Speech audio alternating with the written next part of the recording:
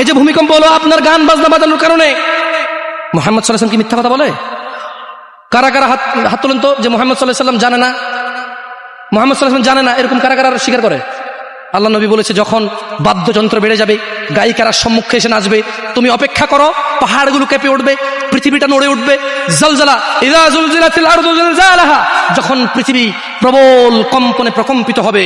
ওয়া খরাজাতিল আরদু আসকালাহা, যখন এই মাটি তার ভিতরে যা আছে একদম লাথি মেরে বের করে দেবে, লাশ হোক আর যাই হোক, মাটি বলবে যে বেরো। তুমি দেখো না, তোমার বয়স 22, 10 বছর বয়সে মা বলেছে স্কুলে যা, মাদ্রাসা যা, মানুষ হবি, ভবিষ্যৎ ভালো হবে। তুমি শোনোনি, ক্রিকেট, ফুটবল, সিনেমা, নাটক, কোথায় বিয়ে, কোথায় গায়ে হলুদ, গান বাজনা বাজিয়ে তোমার জীবন কাটাই দিছো। যুবক দেখো, 22 বছর বয়সে তুমি মূর্খ। তোমার পাশের বন্ধু পাইলট স্কুলে পড়ে, হ্যাঁ 10টা টিউশনই পড়ায়, 30,000 টাকাও কামায়। হ্যাঁ, তুমি যাকে বিয়ের প্রস্তাব দিচ্ছ কেউ রাজি নাই, ওর জন্য 5টা ঘর আসে, ওর মা বলছে এখনো ছোট, আরো পড়াশোনা করুক, আর তুমি বিয়ের জন্য হন্য হয়ে খুঁজতেছো, কোনো রিক্সাওয়ালা তোমাকে মেয়ে দিতে রাজি। তুমি দেখো 10 বছর 15 বছর বয়সে যদি মায়ের ওই কথা মেনে নিতা, তাহলে তুমি আজকে উপকৃত থাকতা। আমি জামশেদ মজুমদার 27 বছর বয়সে এসে তোমাকে বলছি তুমি গান বাজনা ছেড়ে দাও, ইনশাআল্লাহ 60 বছর পরে মারা গেলে, 30 বছর পরে মারা গেলে, 70 বছর পরে মারা গেলে ওই উপকৃত হবা। আর তা না হলে এই গান বাজনার সাথে তুমি তোমাকে ধ্বংস করে দিচ্ছ। যেদিন নিঃশ্বাস বন্ধ হয়ে যাবে সেদিন হলেও বুঝবা, বুঝতে তোমাকে হবেই। জমিনের উপরে বোঝো অথবা জমিনের নিচে বোঝো, বুঝতে তুমি হবে। শোনো, আল্লাহ কোনো কিছু বলেছে আর তুমি বুঝবা না, আহা হা, পার পাওয়া যাবে না। তবে তোমাকে বলি, যা করেছো করেছো, যা গান বাজনা শুনেছো শুনেছো, এবার আল্লাহকে ভয় করে সব ছেড়ে ইস্তেগফার করো, বলো আল্লাহ আমাকে ক্ষমা করেন, আমার এই 2 কানে গলিত সীসা ঢালিয়েন না ইয়া আল্লাহ। ছিলাম কিন্তু আমি উপলব্ধি করতে পারিনি, আল্লাহ আজকে আমি উপলব্ধি করছি, আল্লাহ আমি আর কখনো বাদ্যযন্ত্র দিয়ে নিজেকে আনন্দিত করব না। এই হারাম যা আপনার এত আপনাকে রাগান্বিত করে, আমি আর কোনোদিন এই হারাম দিয়ে নিজেকে আনন্দিত করব না। আমি অনুরোধ করব, চিটাগং শহরে থাকি, বেশি দিন হয় না, তবে কারো বিয়ে হলে আর 2 দিনও ঘুম হয় না, এত পরিমাণ গান বাজনা বাজায়, আল্লাহি হৃদয় ভেঙে যায়। আল্লাহর কসম, কি দিয়ে বুঝায় আপনাকে? মন চায় মারামারি করি, মন চায় গালাগালি করি, মন চায় ঝগড়া করি, মন চায় ওর বিয়ে ভেঙে দেই, মন চায় নিজে পুলিশের ওসি হয়ে ওদের সবগুলো বন্ধ করি, মন চায় রাজনৈতিক নেতা হয়ে লাঠিছোটা নিয়ে এদেরকে পিটানো শুরু করি, মন চায় আল্লাহর থেকে অনুমতি আসুক, ওহি বন্ধ হয়ে গেছে, মন চায় আল্লাহ তুমি ওহি পাঠাও, একটাকে গলায় পাড়া দেই কতক্ষণ।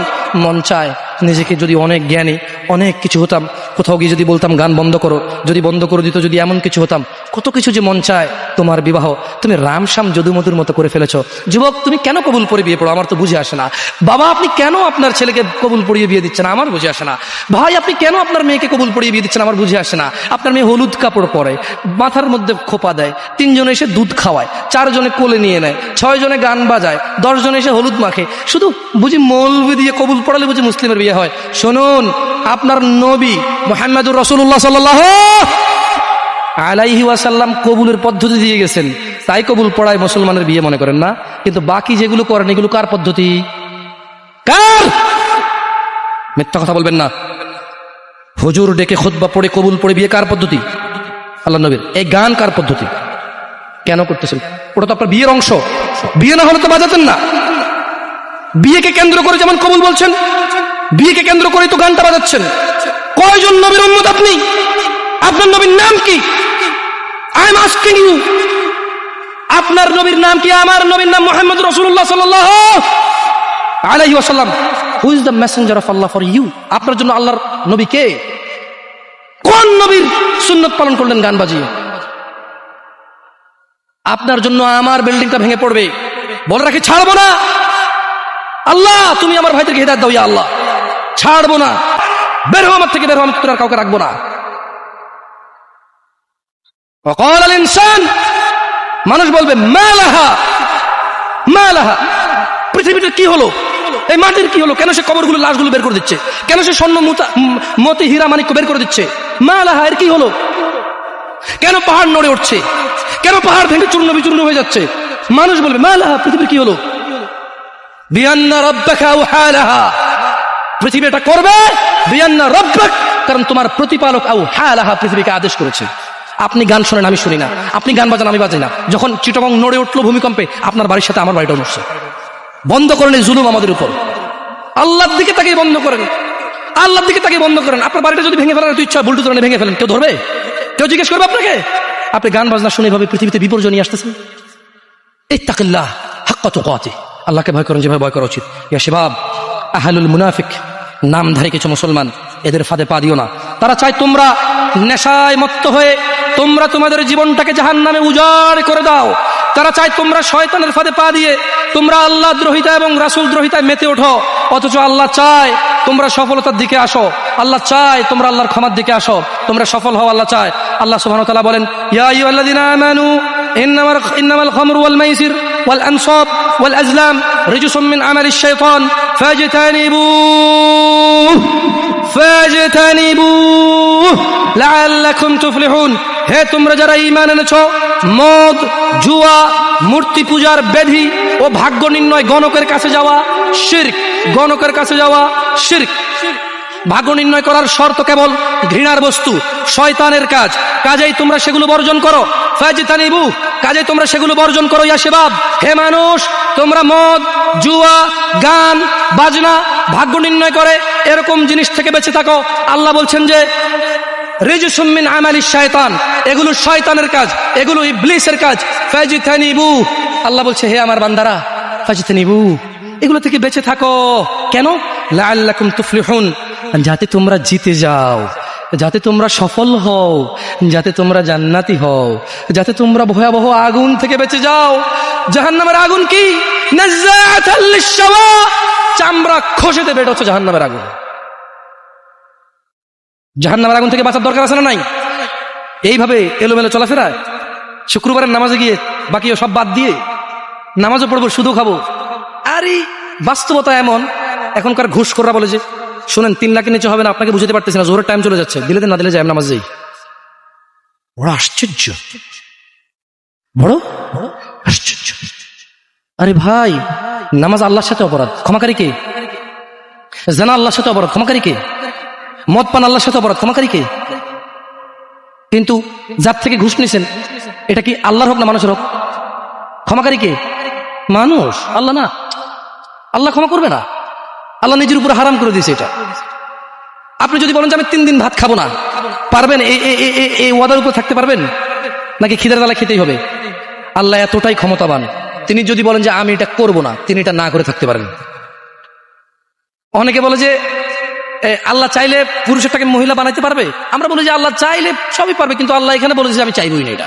আর আল্লাহ এত ক্ষমতাবান, আমি এটা করবো না বলে পৃথিবীর কেউ জোর করে ওনাকে করাইতে পারবে না। আপনারা কথা বুঝতে পারছেন? এই জন্য মানুষের হক যে নিচ্ছেন আপনারা, আল্লাহ ক্ষমা করবে না। তো প্রশ্ন, আল্লাহ এত ক্ষমতাবান, আল্লাহ ক্ষমার মালিক না আল্লাহ? আল্লাহ এই ক্ষমতাটা তার বান্দাকে ভালোবেসে দিয়ে দিছে। হ্যাঁ বান্দা নে, তোকে দিয়ে দিলাম ইখতিয়ার, আমি আল্লাহ মিথ্যা কথা বলি না। তোর হক যে খাবে, তুই মাফ করলে সে মাফ পাবে, আমি মাফ করবো না। আমি দাখিলি দিব না জায়গায়, কি করবে না?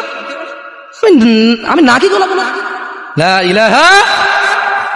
ইলাহা ইল্লাল্লাহ, সুবহানাহু, তিনি পবিত্র। তো তারা চায় তোমরা মদ, জুয়া, নেশায় ব্যতিব্যস্ত হয়ে থাকো। নামধারী মুসলিমরা চায়, মুনাফিকরা চায় এটা। কাফেরদের দোষ দিয়ে লাভ নাই, 90% মুসলমান দেশ, আপনারাই তো বলেন। তা কাফের কি করে? এখানে মদের আড্ডার মালিক মুসলমান, এখানে গানের আড্ডার মালিক মুসলমান, এখানে ডিসকেবলের মালিক মুসলমান, এখানে মানুষ মারে মুসলমানের কথায়, এখানে মানুষ বাঁচায় মুসলমানের কথায়, এখানে দুজনে যায় উঠা নিয়ে চলে আসে কাউকে মুসলমানের কথায়, মুসলমানের বাড়ির নিচে মসজিদ, মুসলমানের দোকানের উপরে মসজিদ, মুসলমানের ঘরের পাশে মসজিদ, মুসলমান নামাজ আসে না, কাফের দোষ দিবেন কিভাবে আপনি? হ্যাঁ, সবই তো মুসলমান। তো এরা কি মুসলমান না মুনাফিক? এরা মিথ্যাবাদী। কি আপনার মনে প্রশ্ন নিচ্ছেন যে আমাদেরকে গালি দিয়ে গেল? ওয়াল্লাহি ওয়াল্লাহি ভুল বুঝিয়েন না। আমি এই কথাগুলো বলে বোঝাতে চাচ্ছি, আপনি যে নামাজ পড়েন না, এটা ছাড়া বিকল্প নাই। আমি বলি না যে আপনি খারাপ জাহান্নামে চলে যাবেন, না। আপনার মালিক কে?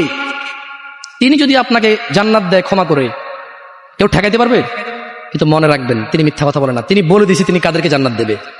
উনি পৃথিবী পরিচালনা করেন একটা নিয়ম শৃঙ্খলায়। কিভাবে? একটা নিয়ম শৃঙ্খলায়। বুঝে আসছে না? আসে নাই? যাই হোক, ইবনে আব্বাস রাদিয়াল্লাহু আনহুমার বর্ণনায় রাসূল সাল্লাল্লাহু আলাইহি সাল্লাম বলেন, আল্লাহ তাআলা মদ, জুয়া, তবলা, সারেঙ্গি হারাম করেছেন। তিনি আরো বলেন, নেশাগ্রস্ত করে এমন প্রত্যেক বস্তু হারাম। মুসনাদে আহমদ ও আবু দাউদ এসেছে। এছাড়াও বহু প্রমাণ ও নির্ভরযোগ্য হাদিস রয়েছে যাতে গান, বাদ্যযন্ত্র হারাম ও নাজায়েজ বলা হয়েছে। এই ব্যাপারে বিশেষ সতর্কবাণী রয়েছে ও কঠিন শাস্তির ঘোষণা করা হয়েছে। রাসূলুল্লাহ সাল্লাল্লাহু আলাইহি সাল্লাম বলেছেন, আমার উম্মতের মধ্যে এমন সম্প্রদায় হবে যারা জানা, ব্যভিচার, রেশমি কাপড় ব্যবহার, মদ পান ও গান বাদ্যকে হালাল করবে। আপনি আপনি আপনি খেয়াল করে দেখেন, আল্লাহ নবী ভবিষ্যৎবাণী দিয়ে গেছে যে আমার উম্মতের মধ্যে এমন কিছু লোক বের হবে যারা দাঁড়িয়ে থাকবে, 60 বছর বয়স হবে, মসজিদের সভাপতি হবে, স্কুলের সভাপতি হবে, অথবা কোনো পতি হইল না, কারো পতি হইল না, এমনি মানুষ ভিক্ষা করে হলো বিয়ে করে গান বাজার ব্যবস্থা করবে।